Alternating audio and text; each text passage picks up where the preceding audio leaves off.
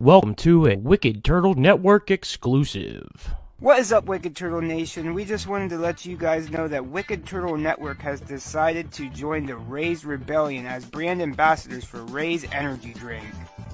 RAZE Energy gives you fresh, and that stands for focus, recovery, energy, stamina, and hydration. With zero sugar, absolutely no crash, electrolytes, and BCAA aminos.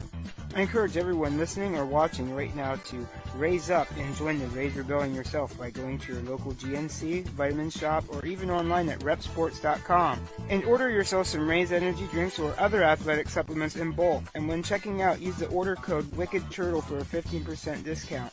The website and order code will be in the description of this cast.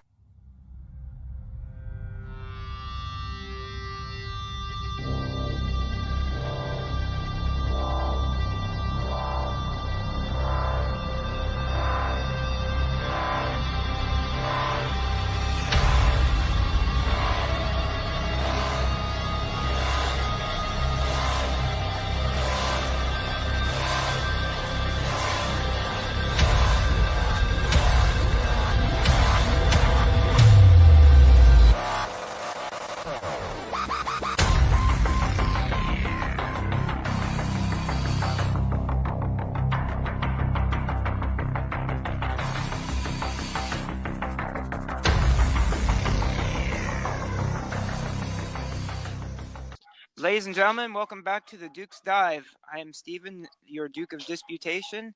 I'm joined here with Coach Sean Calvin. Yes, it is me, Coach Sean Calvin, Coach Raff, Coach... The dive instructor. The dive instructor. I love that name, man. How's it going? It's good. It's going good, man. It's going good. As good as it can be for now, anyway. It's a beautiful day on this day that we're recording. The sun is shining. Snowing. We no might got snow. some barking.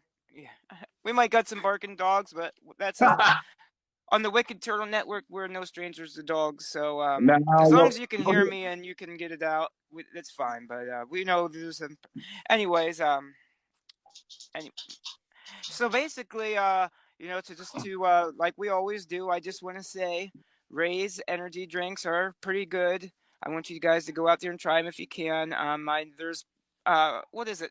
Oh my God! There's one place that's gonna start having them, Lion Mart or something like that, and then like 7-Eleven. So they're starting to get more physical places. So, but I've seen them at vitamin shops and GNC. Yeah, really.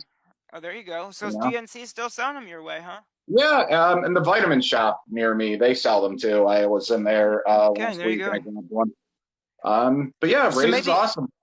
Maybe some GNCs are just, still ordering them and independently having them.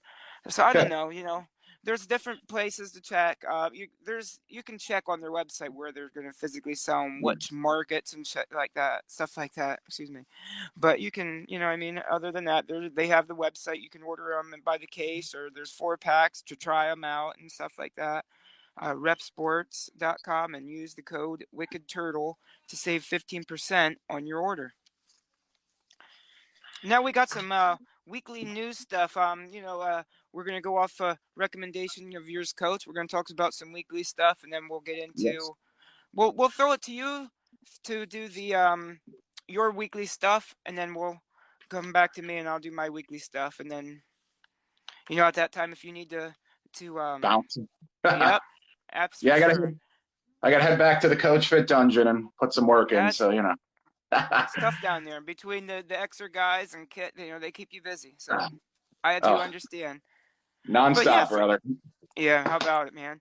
For weekly news, I got 2 pieces, 2 little things here. I don't know if you had anything that you'd want to talk about. Just that stuff that's happening in the wrestling world worth of note. The first one was the Forbidden Door show was announced this week on Dynamite. It's going to be a head-to-head AEW New Japan show on June 26th. So that should be one to look out for. I'm interested to see the card for that and see how that plays out. I may check it out depending on the card. So the only thing that's sad about that is that it seems like Kenny is not going to be able to make that one. I'm hoping that he's at least able to show up, maybe like, I think he's going to appear. I think like we'll see an appearance. I don't think he's going to be able to work it. Right, at least an appearance. Yeah, to set up for something, maybe the next one he'll headline the next one. You know what? I'm willing to like make a bet that they're going to do Omega and Okada at all out. I'm going to say like because like the next matchup between those two would be a big epic thing. So I could see that being for all out. So we'll see what happens. Right, and you got to kind of put a rubber between Kenny and Hangman, and or Kenny and Bryan again, or maybe Kenny and Punk. You know what I mean? So that'd be the perfect way to like. Here comes Kenny. He beats Okada, and here it's back to King Shit Kenny again. You know what I mean? He's got his mojo back. Stella's got her groove back. Another thing that I had, the second part of my notes is a sad bit of news.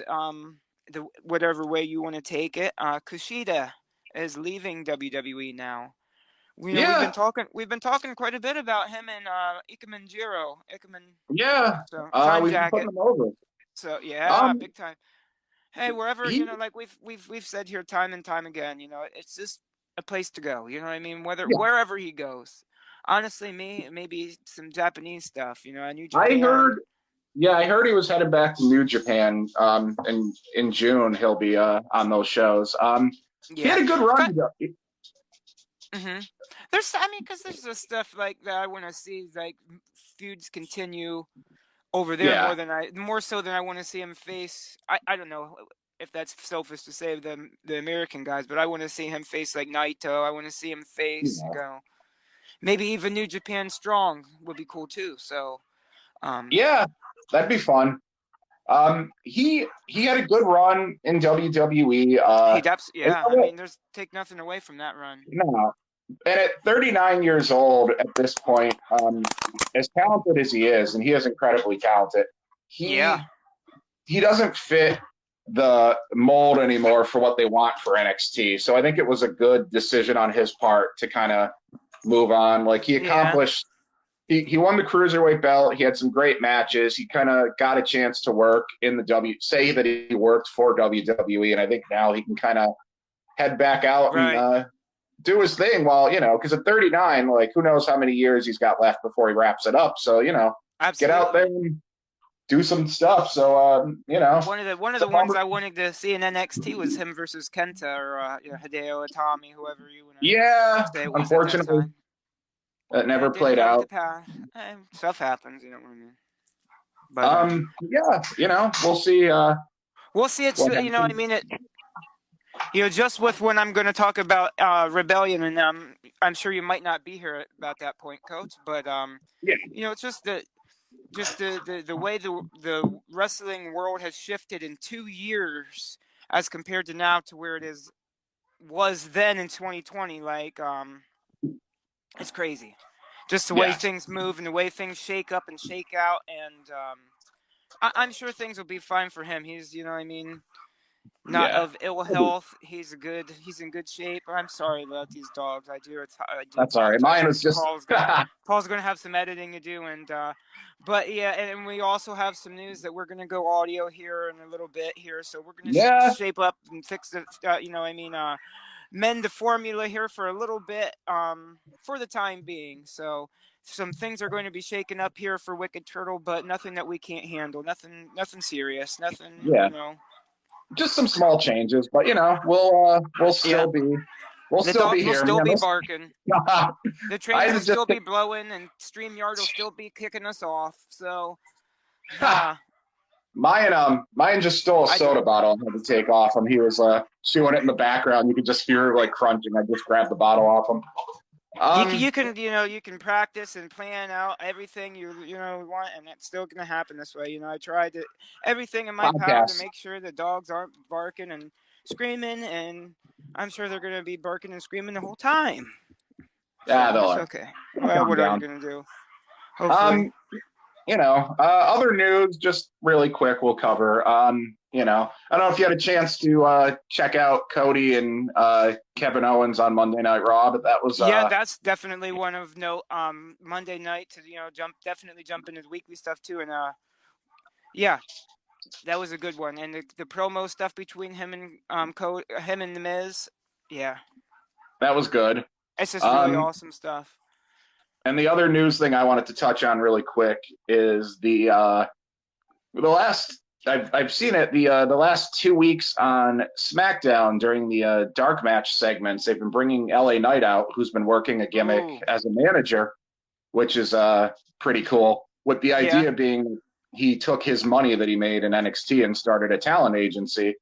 Okay, I'm with so it. The first week his client was Mace from Retribution. I don't know if you remember Mace. Tall, dreadlocks, like looks great. Not Shane Thorne, Dio Madden. Yep. Talented dude. Never really got a chance because Retribution kind of fell apart. So I'm looking forward to that. Yeah, between Retribution and the Fight Club stuff, he's good. He's definitely. Yeah. And then the second one was, who was the second week? Mansoor. Okay. Saudi Arabian superstar. So some big fellows, huh? Yeah, and talented fellows who it seems to be that they're putting people with LA Knight who haven't really gotten a chance to really kind of grow as talent and show what they can do. So by setting them up with a good mouthpiece, I'm interested to see when this. Sure can work a microphone, can he? So yeah, I assume it'll be making.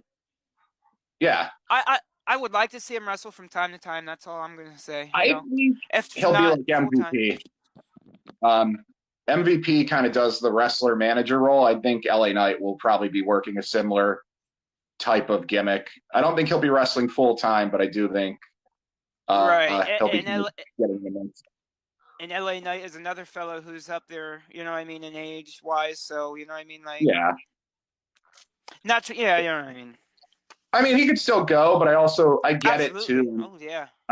On WWE's perspective, which is because they're trying to lay the foundation for the future, and giving LA Knight a role that would allow him, as he gets older, to still actively be involved with the program it's just good all around. Plus, like, managers, man, gotta have managers. Have the managers, yeah, absolutely.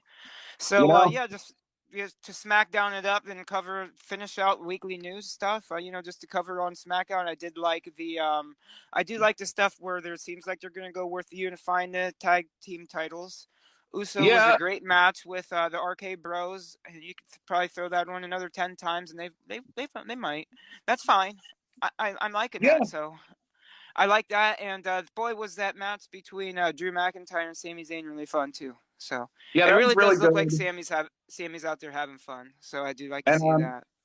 And I like that. Just to put a cap on SmackDown really quick too, because not a lot happened on it. It wasn't amazing. That they seem to be. But they seem to be like running with Gunther and kind of like giving him like. Yes. And they didn't, other than the name, they didn't change anything. Like, he has the exact same gimmick. Like, he's literally just how he was in NXT UK and NXT, but with, the new name, and he's got that red gear, which looks so badass. Oh, like, it does. The red gear, kind of like an Ivan Koloff, not to compare him, but I'm sure hopefully that the Imperium will come over, and we'll have the the terrible trio, running rampant on WWE main product, whatever you want to call it. I don't, that's a whole episode. Main product as compared to what, what I mean? NXT is not main, there's more crossover now, but overall, like, SmackDown, really it. Yeah, dude, I'm loving to see these bigger, the other people, Natalia, Dolph Ziggler. That's awesome. Yeah, AJ Styles was the first one. We had AJ, we had Ziggler and Rude, we've got Natalia, we've got who knows who's. When it first started popping off with NXT, we can jump in right into NXT now, as a matter of fact. But when it first started popping off, it was awesome to see, Kevin Owens show up on Monday Night Raw. for the U.S. Open Challenge and stuff as Yeah. the NXT champion. So, and now it's cool. You know, now we're at a point where those guys are jumping off into 2.0. Yeah. I guess. Well, yeah. I'll get right into it. Let me get my notes. I keep my notes on an electric tablet, so then it's a lot easier on me. He's got the technology. We're still. I can't read my over here. I can't read my own handwriting, so I'd have to use it. I gotta use a tablet. My handwriting's a mess, man. But 2.0 this week. I could show you what it looks like, but you wouldn't understand any of it, you know. So I understand that. Just hieroglyphics, man. It absolutely is at this point. I can read it. It's chicken scratch shorthand. 2.0 this week, pretty good. I liked the start of the show with the video packages kind of being like cut off with like clips of Joe Gacy, and then like Joe Gacy just cutting in. They've been doing such a good job with his stuff, yeah. Yeah, that was a great intro to the show, and it really that's a good hook. You know, and there was a little bit of the promo work there at the beginning from the new tag champions, Pretty Deadly, which those guys are great. I love the gimmick. I love their work. This was the one where they thought they were going to face the ladies, right? Yeah, we'll get that. Oh no, that was later in the show, but they came in the beginning. There was a little bit, the before promo, yeah. And you know, throughout the show, because I have the results for the matches, so I'll just talk about kind of the other stuff. There was the stuff with Joe Gacy and Braun, where he was kind of.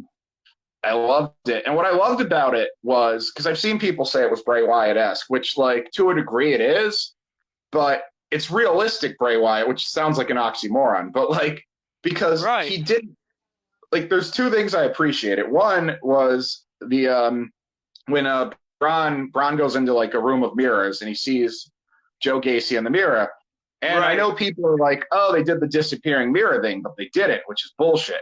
Because if you watch that clip, Joe Gacy runs away before Braun turns around. You see him in the mirror, like taking off. So like he didn't teleport or disappear. He fucking ran off. He ran off, which is like. So it's basically Bray Wyatt without the supernatural mumbo jumbo mojo, you know. It's grounded Bray Wyatt, because the other thing was you saw later in the show he had a room of monitors, which like I would assume the Performance Center has for real for security purposes, and he was watching like the different things with Braun, so like that's how he was able to keep track of Braun's movements and kind of talk and like kind of mess with Braun. So like to me, it's little character touches like that really help sell the Joe Gacy character more. Yeah. Like he's not Bray Wyatt. Like it seems like they're taking elements of, you know, FSW NXT Bray Wyatt, and also, you know, some elements of the this kind of stuff that never happened with Sami Callihan back in the original NXT. So, and a little bit of cult leader, kind of like woke cult leader, because to keep the Joe Gacy. They're keeping that you know, I mean, they took all everything but the safe word trigger words, you know, I mean, the SJW kind of like innuendo. The elements they're still there, but they're not played up to the degree of like almost like they were played up to a comical degree. Now they're a little more nuanced. Like I think the gimmick it's working, and I think Joe Gacy he's hitting it out of the park. So fucking good. Like it's such good stuff. Like compared to between like MJF and Wardlow, you know what I mean? But this is like a different kind of angle, you know, that they're going story wise, but it's still kind of like the master and the you know, the big lurching bodyguard kind of. It's basically Harlow. It's Brant, and Harland. He's been off. I believe he got married, so he's been given some time off. Congratulations. Congrats to him. But it's very Lex Luthor Superman. It's the hyper intelligent villain and the powerhouse super like hero type thing. It's really good though. It's definitely helping 2.0, and it's also like it was a running narrative throughout the show, which like is a callback to the old Attitude Era Raws that would have like a running thing that would start at the beginning, pick up in the middle, and at the end of the show you would get like kind of not like an ending, but something to bring you back next week. So it's overall it was good stuff. I guess I'll just hop right into the results here. We had Tiffany Stratton defeated Saray. Saray from NXT UK. Both of these women, no, Saray's on regular 2.0. Oh, you're thinking of you're getting her confused with blanking on her name right now, but I know who you mean. Yeah, I know. Yeah. Mm-hmm. Good match. I do get her confused. I do think Saray is probably going to be either wrapping up in 2.0 to possibly leave NXT or get called. They seem to kind of be starting to like do the thing that they do when somebody's either leaving or being moved up. So she's been losing a lot lately, but we'll see where it goes. She goes up.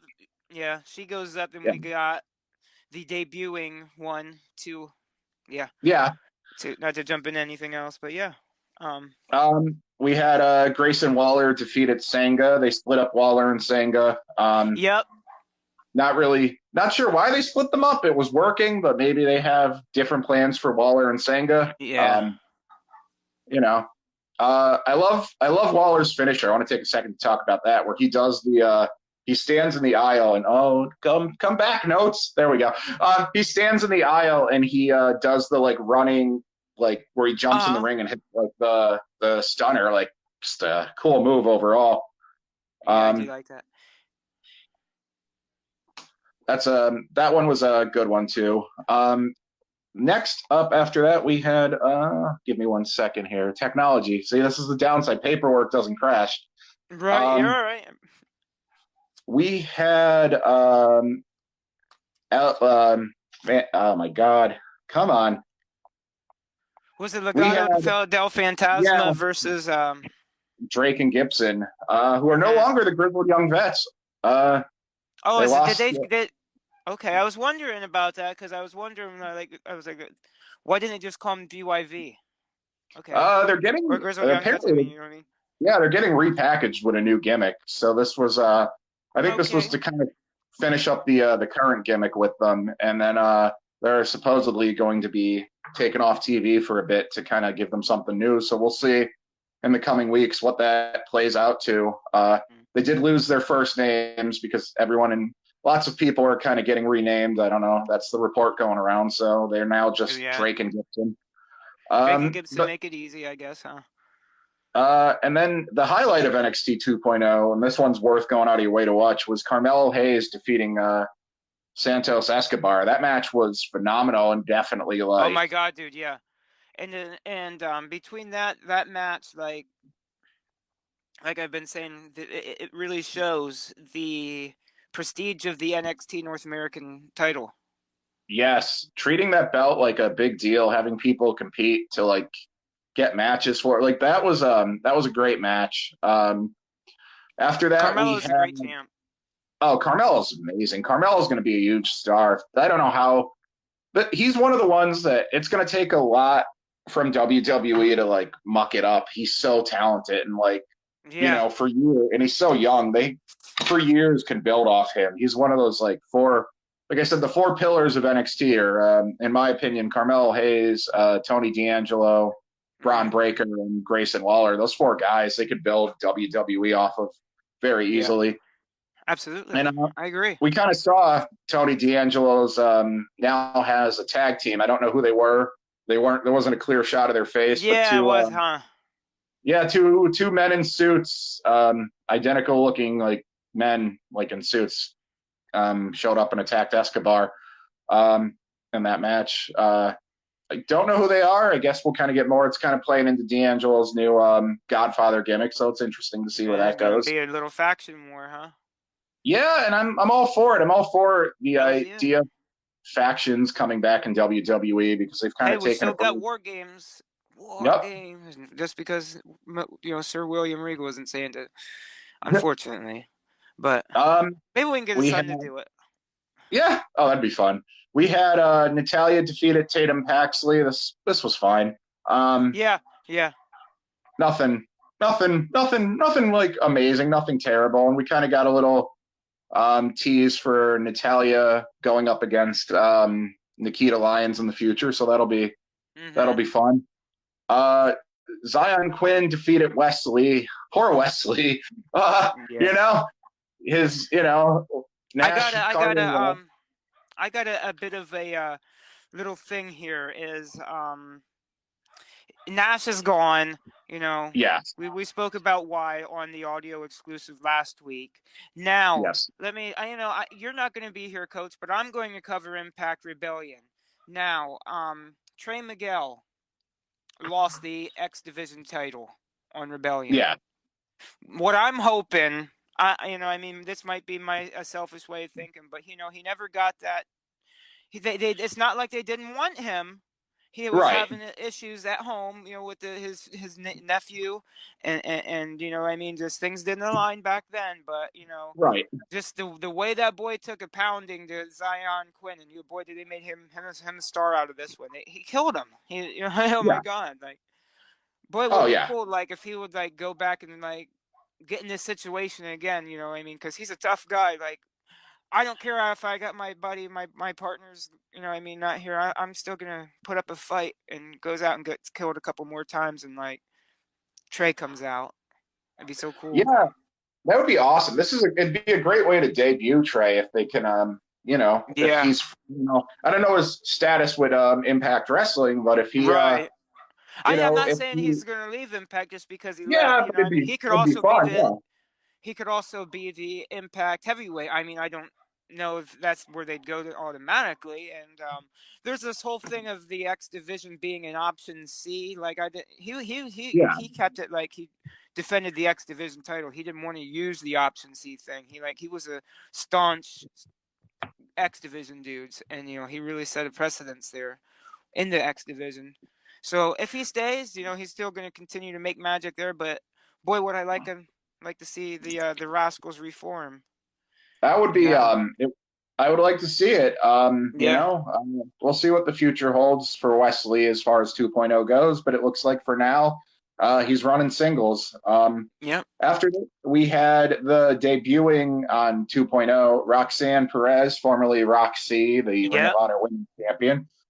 She defeated JC Jane. This match was fine. It was just to showcase what Roxanne can do. I like the little promo work, being a gamer myself. I'm sure yourself. I enjoyed the promo. I enjoyed that, and to see a little bit more of Roxy and Perez. I didn't know much of her I started right around Final Battle knowing her when she lost right around that time when she became the champion and lost the ROH championship. Yeah. To Deonna Purrazzo. That was a good pickup on WWE's part. And, absolutely. I'm curious to see what she does in the future. Our main event of NXT saw Pretty Deadly defeat Dexter Lumis and Duke Hudson. This was a fun match. This is worth a watch. This was a good main event. Good tag. It was really good. Hudson and Lumis are kind of starting to develop a chemistry that I'm starting to do. I agree there. Pretty Deadly's awesome. The future's looking good for NXT and tag teams, and this was a good match. Overall, 2.0 was a pretty good show this week. It was definitely it's worth a watch. Excellent. And let's hop into NXT UK as soon as my tablet decides to cooperate here. NXT UK this week, I know.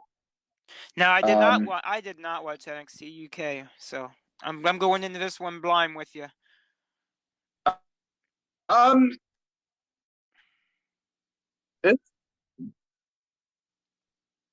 you there? This was a good one. Okay. We had a results, so because I started out with a back alley brawl where Sam Gradwell defeated Kenny Williams. This was just kind of a fun little match. There was a couple of weapon spots, nothing huge. Definitely a fun one. There was a masked man that they would cut to in the crowd. They did not reveal the identity of the masked man. He did enter the ring, but we did not see who he was. That was an interesting little tidbit that happened. After that, Amelia McKenzie defeated Stevie Turner. This was super short. I think it was less than 4 minutes if you take away entrances. Yeah. Nothing terrible, nothing to write home about. We were informed that in the coming weeks, Von Wagner, Lash Legend, Ivy Nile, and Damon Kemp from NXT 2.0 will be appearing on NXT UK. So, yeah, that was an interesting a little bit of. We're starting to get 2.0 and UK crossover now that the world is opened back up, and I'm definitely for it. Yeah. It gives the show opening the kind of doing that gives more of, I don't know, it's hard to explain, but it makes it feel like less closed off. Like NXT UK always felt like the thing that existed that like WWE was like, yeah, we have that. So now it's nice to see them actually acknowledging it and crossing over. We've seen several UK people. Maybe we can get some faction war going there with the Diamond Mine, because we've seen Roderick Strong face what was it? Ilja? Dragunov. Yeah. Oh, great, man. Whoa, good match. You gotta watch that if you haven't. And we've seen A-Kid, Pretty Deadly. A-Kid is a guy I keep an eye on. And that team, the team with William Regal's son, I like that.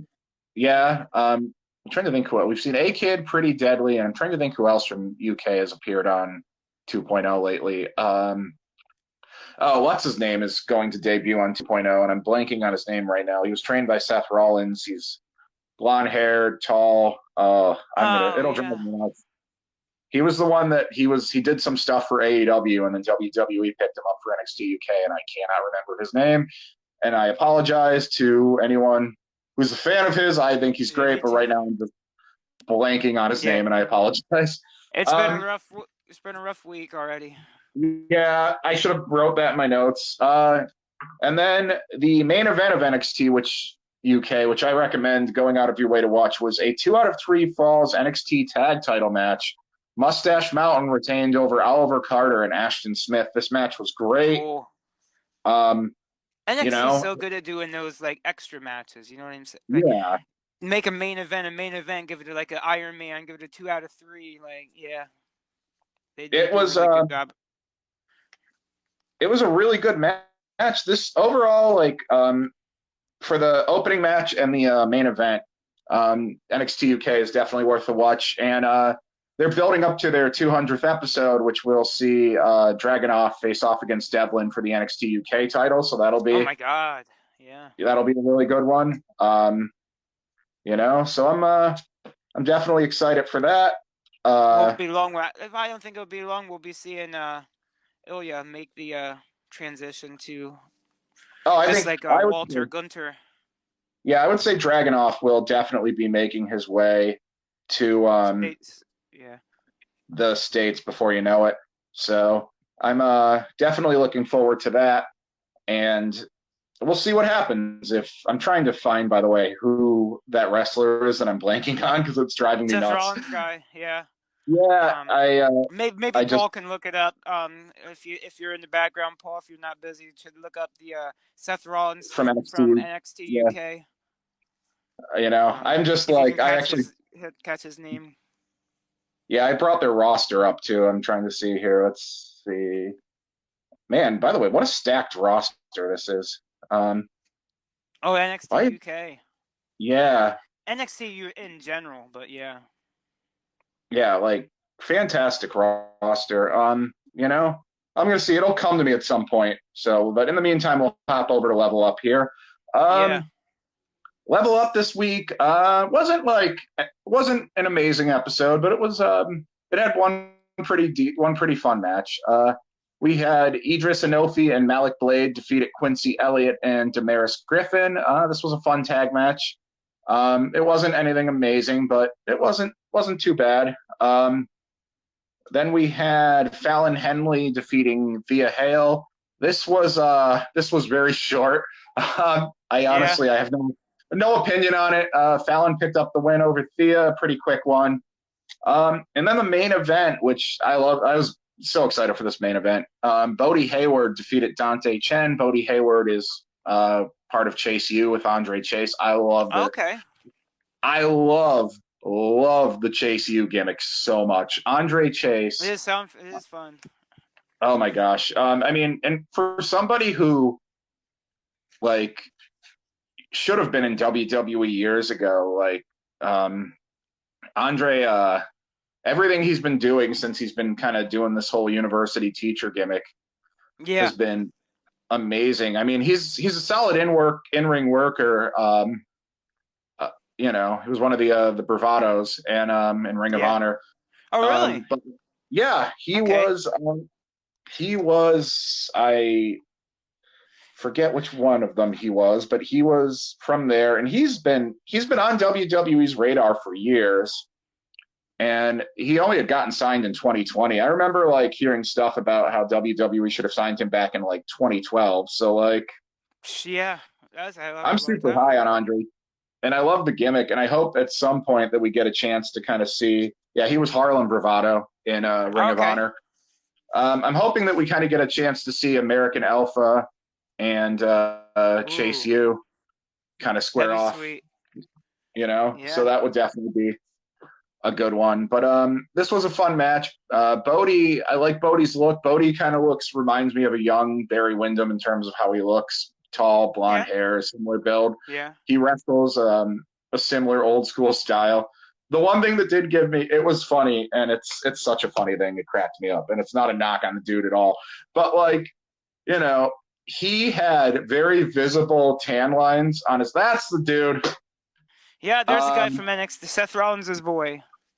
Yeah, Ben Carter was his pre WWE name, and I have no idea what his WWE name is. As soon as I saw the picture, I'm like, that's him. Do not know his NXT name off the top of my head. I'm sure it'll be redacted by the next time we see him anyway. With the well, no, because it was the name they gave him, so it's pretty much. I think it's his name. Yeah, because he came in. He's really talented though. But yeah, Bodie, it was great. He had tan lines. Nathan Frazier. Our producer just chimed in my my little message bubble here. Nathan Frazier. Ben Carter became Nathan Frazier. Nathan Frazier will be debuting on 2.0 in either this week or the week after. But yeah, Bodie had hysterical tan lines on his upper thighs, so clearly he was at the beach in shorts and didn't think about it. And you could just see the short, and that just cracked me up. Like I always tell guys, if you're gonna tan for a show, make sure you gotta make sure you take care of the tan lines, because otherwise the camera sees those, and it's funny. I've been on enough indie shows with guys who forget these things, and they show up with their tan lines or their spray tans that are running. And I probably have to do the spray. I've never been a dude that can tan. I'm naturally, because I'm part Iranian, so I'm naturally a little bit brown. So like then when I hit the sun, I just get like really, really tan. But yeah, that was NXT. All the shows this week. I would say 2.0 definitely a thumbs up. Level Up, thumbs in the middle, and NXT UK is a thumbs up. And both NXT UK and NXT 2.0, it's worth watching those main events on those shows because they were fantastic. Excellent. So it sounds like NXT was awesome this week. And well, let's move on to we got Dynamite, Impact, and Rampage for me.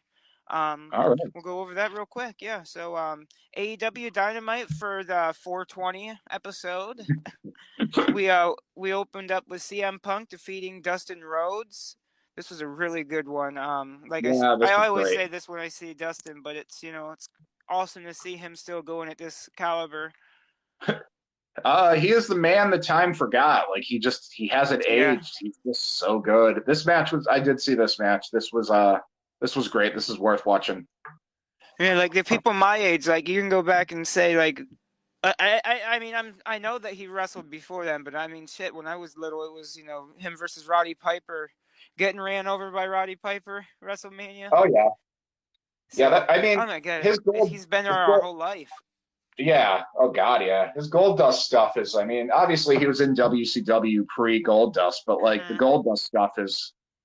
I mean, it was, I don't know. It was a game changer, and everything Dustin has done has always been good, other than Black Rain. So everything Dustin has done has been great. So, but this match was Black Rain, that one with the hat and the. Oh no, Black Rain was TNA. It was the Rat, and it was like it was Dollar Tree Gold Dust. It was bad. Yeah, that No offense to Dollar Tree. TNA has had some weird history. Let me tell you. TNA's had some interesting stuff. We can do an entire podcast just on the that'd be interesting awesome. Yeah, that'd be TNA fun. thing. We should do that sometime. We'll put that in the notes, the idea book for. I totally am. Just the insane things that have happened between Impact and TNA and the history of that. The craziness, yeah, worth it. That'll be worth a discussion on its own. I always love to go back and watch old stuff like from 07, 04, like stuff before I was even really paying attention on the level I am now. Yeah, I mean, I was pretty big on TNA from like 2004 to probably 2013. Right around there was when I kind of started to lose interest in it. But like, I know Impact now is killing it, so that's just awesome. Yeah, Impact's definitely doing good. But next up, we had the Blackpool Combat Club proving that they're not just a one-show company, federation, whatever, faction, by taking on Bryan Danielson, Wheeler Yuta, and John Moxley defeat Top Flight and Brock Anderson in a really good one.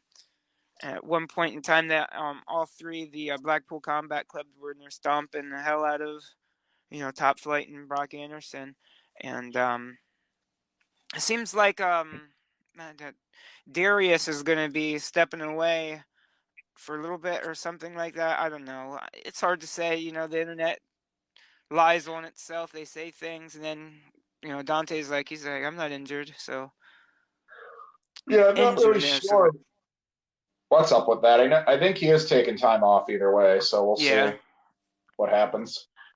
The best for him. That's all I'm after. Wardlow defeated the Butcher. That was a really good one. I got to see Wardlow versus MJF. This is just really pushing that match to happen between wherever the next AEW and pay-per-view. I think they're going to wait until then, but they're going to keep pushing until then. So, yeah, and then in a Owen Hart, the men's Owen Hart tournament, Kyle O'Reilly defeated Jungle Boy. It was also a very good one. Nice. And after that, that's 7. That's not Black Rain. That's 7. That also was a bad gimmick, by the way. Oh yeah. Poor Goldberg. Yeah, he only did that one once. The vignette. He pretty much come out to be like to drop a pipe bomb in that gimmick, in that costume. Yeah, the vignettes before that were something else because it was like basically him like creeping through a child's window. I'm not quite sure who thought that was a good idea, but it wasn't. Probably Dan Schneider. Oh my God, that was like, and that was actually like pre-Vince Russo. Russo was the one who. Russo's the one who actually like dropped the 7 gimmick. I believe he gets blamed for it, but like, he did not actually. That was not him. He was the one who had Dustin kind of cut the pipe bomb. I'm like, I'm not doing this silly gimmick, but I don't know. I'm sorry. We're kind of getting off AEW here for a minute to get into WCW history, so I'll stop. Yeah, no, that's fine. Yeah. But yeah, next up we seen an appearance from Hook, a debut on Dynamite, and he took on and defeated Anthony Henry. And Anthony Henry was really good. And the Workhorsemen, him and JD Drake, they tag team now on AEW, like they did back in the Indies. So that's cool. Britt Baker defeated Danielle Kamel. Yeah. It was a homecoming match for her, so she was the bride of the ball for Pittsburgh. So yeah, they love Britt Baker. And let me tell you, I've been in crowds before AEW was a thing. Like, let me tell you, man, Pittsburgh loves their Britt Baker. She's literally, she's like a legend down, like a local celebrity for sure in Pittsburgh, in my opinion. She was an NXT. Sorry, yeah.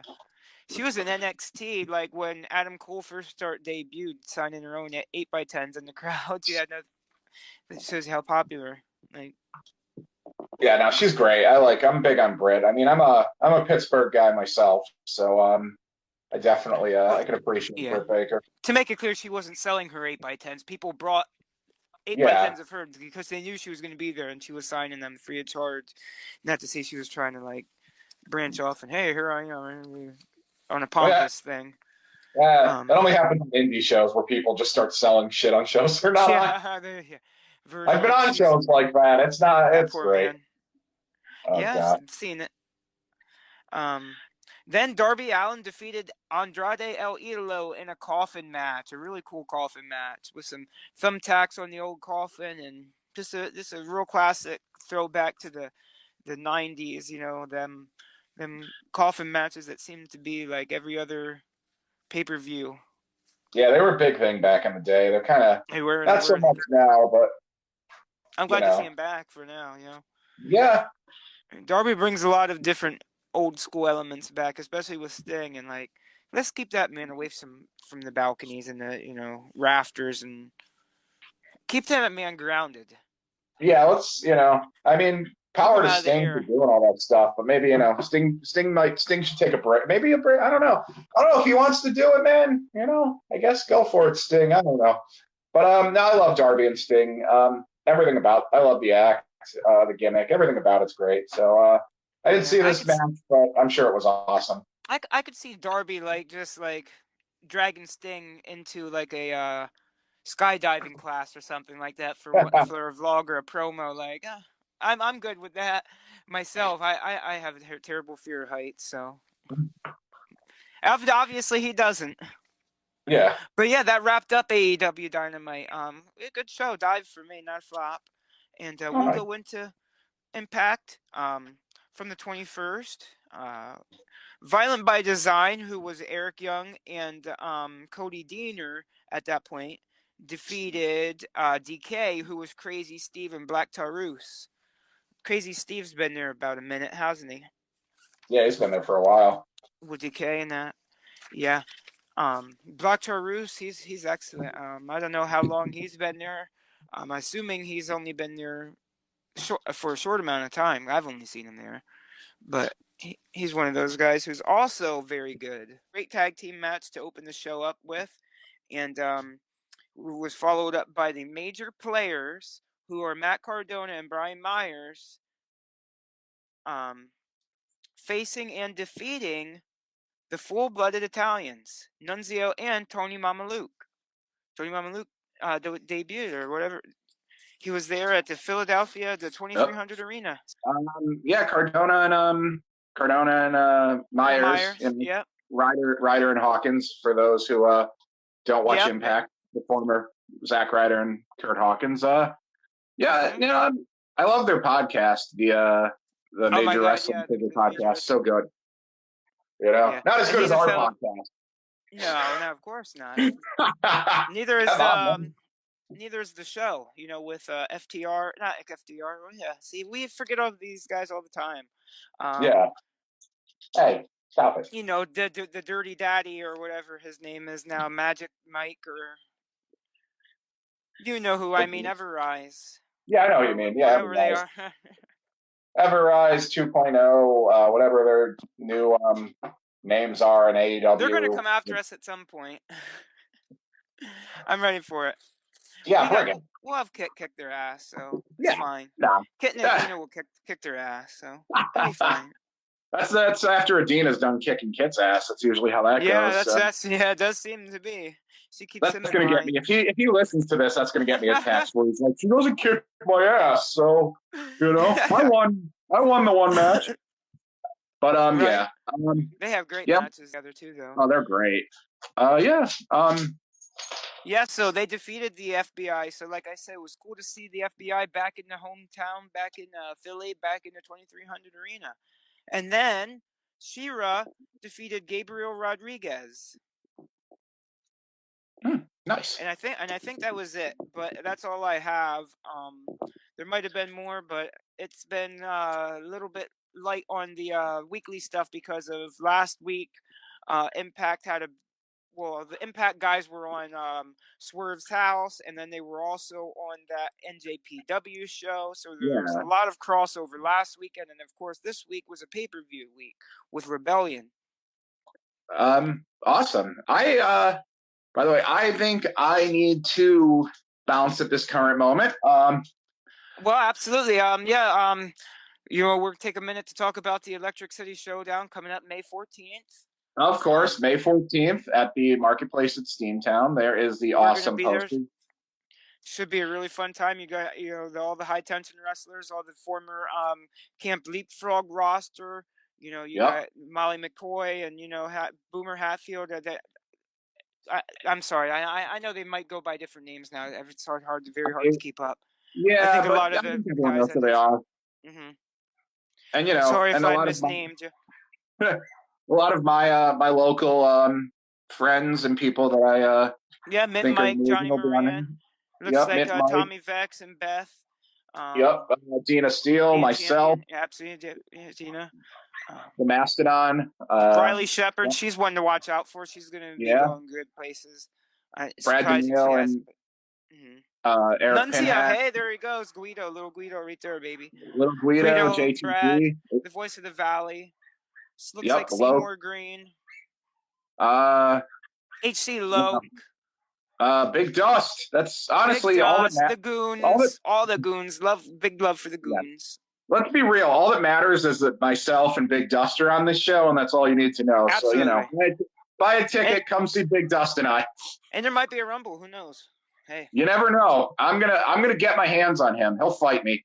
He's gonna fight me whether he likes it or not. So right. Whether he brings the light tube or not, it might be the question.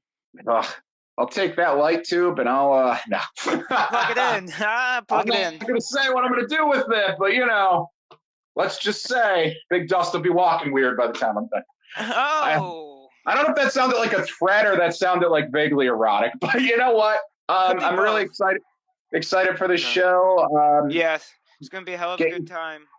Get your tickets; they're going fast. It's sponsored by Wicked Turtle. Toilet Side. There's a lot of them. If you go on Twitter, there's a list of these sponsors. Our good friend Millie from the Left Side's going to be there. Yep. Smart Mark's going to be there. Wicked Turtle's going to be there. Come say hi. Come get a sticker. Yeah, Coach will be there. Kid will be there. Kid will be there. Dina. Come say hi. Get a sticker. Get a picture. And follow me on Instagram, Facebook, and Twitter at @TheSeanKelvin, and follow the Backbreakers Entertainment Facebook, Twitter, and Instagram. Just search Backbreakers Entertainment and all of those things, and you will find it. And yes, sir. Keep an eye on that. And also May 7th, Altoona, Pennsylvania, Eclipse Wrestling. Good message from Paul, from the producer there. Eclipse, yeah. Eclipse. Kit Raff will be in action on that show, as will Johnny Moran and the Mastodon. So absolutely, I have a little bit of a rundown on that. So I'll be talking about further into that in a little bit. I may or may not be there. We'll see. We'll see how Coach's schedule works, but definitely check it out. They're there, yeah. Makes that great team with you and Kit. So yeah. High Tension Wrestling Electric City Showdown, sponsored by Wicked Turtle. Get some Wicked Turtle stickers. Come see us. I'll be there. Yeah, we're working on a Duke's Dive promo for it by next week. Oh yeah, we're gonna have some cool shit coming for everybody. So keep an eye on that. Keep an eye on the socials. And Duke, thank you very much. Producer Paul. You guys, thank you for everything, and I will see everybody next week. What is up, Wicked Turtle Nation? We just wanted to let you guys know that Wicked Turtle Network has decided to join the RAZE Rebellion as brand ambassadors for RAZE Energy Drink. RAZE Energy gives you fresh, and that stands for focus, recovery, energy, stamina, and hydration. With zero sugar, absolutely no crash, electrolytes, and BCAA aminos. I encourage everyone listening or watching right now to raise up and join the RAZE Rebellion yourself by going to your local GNC, vitamin shop, or even online at repsports.com. And order yourself some RAZE energy drinks or other athletic supplements in bulk. And when checking out, use the order code WICKEDTURTLE for a 15% discount. The website and order code will be in the description of this cast. Ladies and gentlemen, welcome back. The Duke is solo here. We would like to thank Coach for his time, and like he said, follow all those socials, all those awesome socials, Backbreakers. Follow Coach, follow his social stuff, and check him out and what he's doing. And like I said, when he spoke about May 7th with Eclipse Wrestling, I do have a bit to talk about right there. But to jump back into my stuff, ladies and gentlemen, I got Rampage from the 22nd. Adam Cole defeated Tomohiro Ishii. This was really cool to see Tomohiro Ishii stateside. You know, he's been wrestling guys like Minoru Suzuki stateside. He's been wrestling guys like Eddie Edwards stateside. So now we see him wrestling Adam Cole. And I do believe, if I'm not mistaken, we'll see him again on here. Wrestling it, if once, if not twice again. So after that match, Lance Archer defeated Serpentico. A super quick squash him out, less than 5 minute match. Scrape him off the mat. I didn't like to see Serpentico in that situation. I really like Serpentico, but it served its purpose. Lance Archer killed him. And Lance Archer is on his mission to take out Wardlow. So that's what his plate is looking like right now for Lance Archer. Then Eddie Kingston defeated Daniel Garcia. This is a really, really good one and a super slugfest. I'm sure as much as Daniel Garcia wanted to be sports entertainment, this was a wrestling match. This was a fight. Eddie Kingston pick up the win. Then we seen Jade Cargill defeat Marina Shafir, 30-0, baby. I did think Marina Shafir was going to pick it up. I thought if anybody could defeat the illustrious reign of Miss Jade Cargill with the baddie section at toe, it would be Marina Shafir. One of the 4 horsewomen of UFC.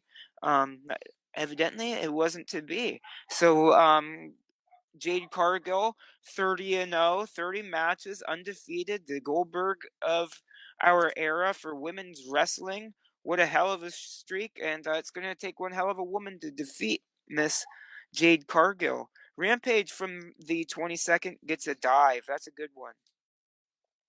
Now, ladies and gentlemen, the weekly stuff is over. I want to speak to you about 2 pay-per-view events. The first one being Impact Rebellion from the 23rd. We opened her up with Eddie Edwards defeating Chris Bay. Really cool. The Influence defeated the Inspiration to retain their titles. This was on the pre-show, these 2 matches, and that was the pre-show. This is available on YouTube for free. Then we jump into the main portion, the Impact Rebellion main show. Steve Maclin defeated Jay White and Chris Sabin in an excellent triple threat, and he was really playing into that fact that he looks like the Punisher, and he had his face painted with the Punisher skull, and it was really awesome. I'd really like to see him and Weston Blake in Impact too. Oh boy, would they make a hell of a team for Impact. And excuse me, the dogs are still screaming the whole time like I said that they was going to do. Taya Valkyrie, re-debuting Taya Valkyrie, defeated Deonna Purrazzo for the Reinas de Reinas Championship. The Reinas de Reinas Championship is back on the shoulder of Taya Valkyrie. Taya Valkyrie is back with Impact Wrestling, and it looks like wow, it's cool. Just like I was saying with Coach earlier, the way things have shaken up in 2 years. I started watching about 2 years ago, right around the Hardy compound stuff, the Hardy, Impact, Broken Hardy stuff, and just the way things have shaken up and out from that time till now. Like Taya Valkyrie was on top, she left, she's back, and she's on top again. Well, at least she's the Reinas champion. And then we have Deonna Purrazzo is still the Ring of Honor's women's champion for now until she faces the winner of the inaugural, the interloper champion, the placeholder match that will to see who faces her. So Yes, and then after the Taya Valkyrie match, we had Ace Austin defeating Speedball Mike Bailey and Trey Miguel to become the three-time, three-time, three-time X Division champion. Yes, ladies and gentlemen, our boy Ace Austin is a three-time X Division champion. Sorry for Trey Miguel. He held the X Division down. Like I was speaking with Coach earlier, I don't know what he's going to do.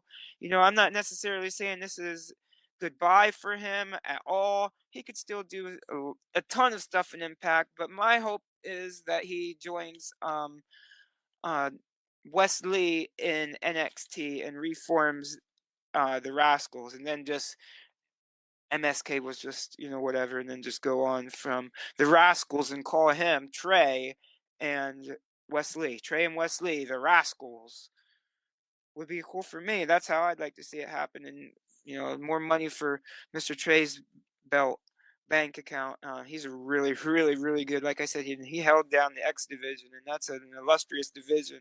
Just to go back on their history, like a hell of a, you know, the Petey Williams and, you know what I mean, AJ Styles. The names of people who have wrestled for the X Division Championship is a list an hour long, dude. So, yeah, and then there he is. Tomohiro Ishii defeated Jonah. This was a hell of a hard-hitting match. Really cool stuff. It was a dream match to see him versus Jonah. And Jonah doesn't take wins very lightly or very easily or very often in Impact. So, wow, Tomohiro Ishii to, you know, defeat a guy like Jonah. He's back on the right track for Impact, and hopefully we see him again. Maybe against a guy like Moose. Next up, we've seen a tag team elimination match, tag team elimination gauntlet type thing, not to be outdone the previous week by NXT, who did one for the vacant NXT championships, which was crowned pretty deadly. This one we've seen the major players defeat Jordynne Grace and W. Morrissey, and then they were defeated by the Good Brothers. The Good Brothers then defeated Johnny Swinger and Zicky Dice. The Good Brothers then defeated Willie Mack and Rich Swann. And then Matt Taven and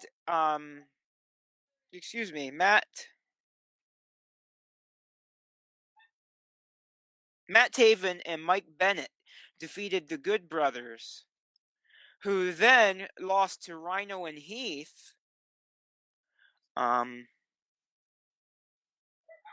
Who then lost to Eric Young and Joe Doring, Violent by Design for that night, who beat Rhino and Heath and retained the Impact Tag Team Championship titles. Then we seen Tasha Steelz defeat Rosemary to retain her Impact Knockouts Championship.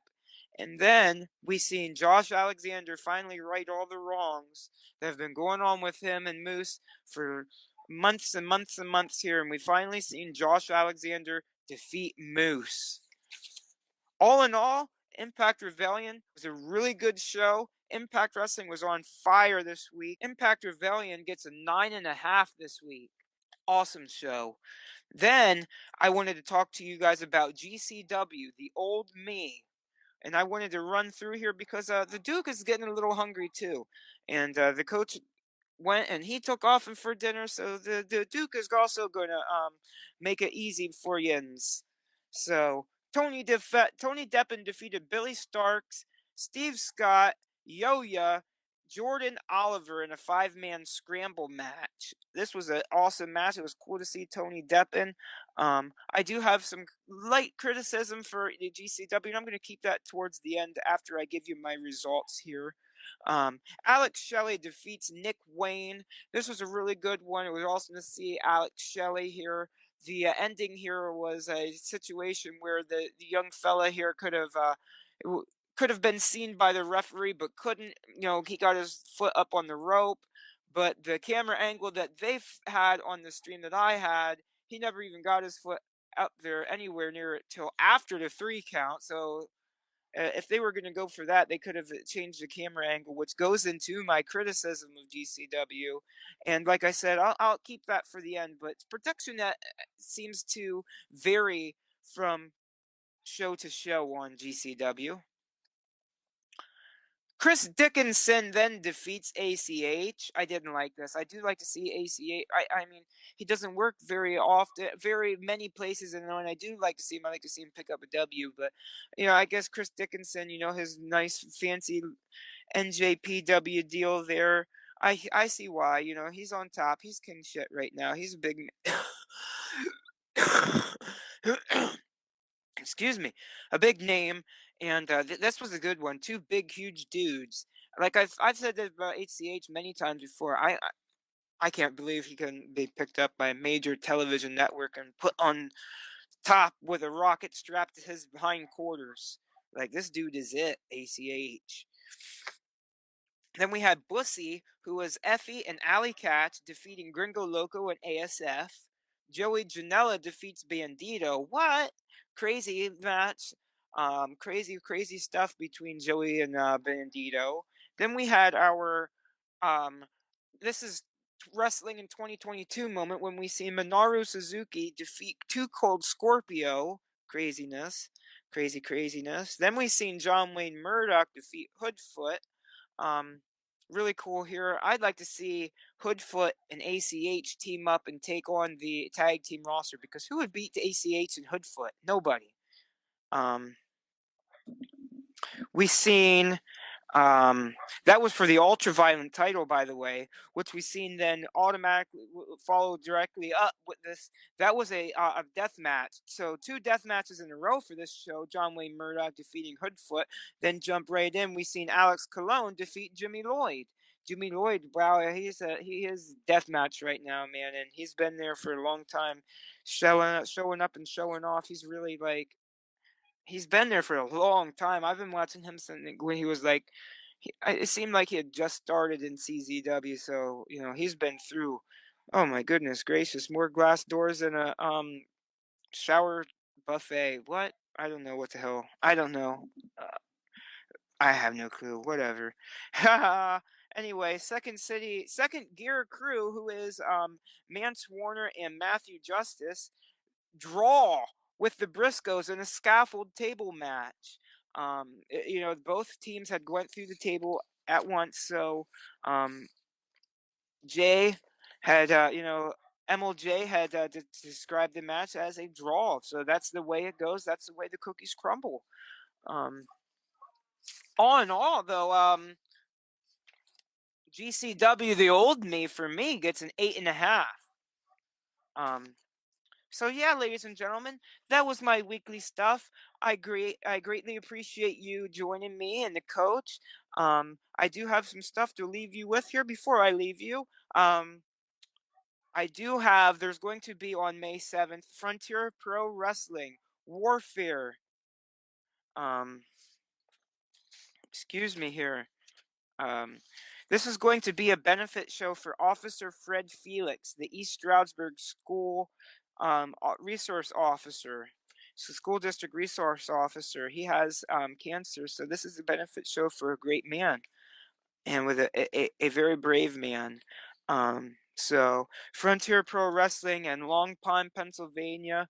You can go. I'll leave their website and their Facebook, and where you can get all their tickets for May 7th. Some of the matches you can see there are going to be Matt Turner versus Dyson Bennett, Luca Mancini versus Nick Thompson, which I don't know if it's going to be Luca Mancini or is it going to be El Rey, the Lion. I mean, he does have the Pride Championship title, but the champion is Luca Mancini, so I don't know. And then we're going to see Aaron Roxas take on Skylar Kincaid. And, good old KJ and I do the commentary down there. So come see us in Long Pond and say hi and say what's up. And, come see good old KJ, the Duke of Disputation, and El Marco Mysterioso at Frontier Pro Wrestling, May 7th in Long Pond, Pennsylvania. Then, May 7th is also going to be Eclipse, Battered and Bruised. Building 2, 1000 Howard Avenue, Altoona, Pennsylvania. Bell time is at 7. Tickets are just $15. You're going to see matches like Ron Hunt versus John Roden, Sweet Money, Joey P, and Rob Sweet versus Avery and Simmons. Yes, Avery and Simmons. You're going to see guys like Kit Raff versus Tad Jarvis. You're going to see guys like The Freak Show versus the Arcade Heroes. You're going to see the Mastodon versus Steve LaBelle. Damian Chambers versus the Man, Johnny Moran. And Elijah Cruz versus Getty Cahoon. That is Eclipse Wrestling, Battered and Bruised, May 7th at Building 2, 1000 Howard Ave, Altoona, Pennsylvania. And ladies and gentlemen, that is it for the Duke's Dive. That is all we have for this week. Follow Smart Mark Alley. Go to the Smart Mark Alley discussion group. Follow Wicked Turtle. Follow all things Wicked. Ladies and gentlemen, thank you for watching. I'll see you next time. Thank you for tuning in to Wicked Turtle Network exclusive.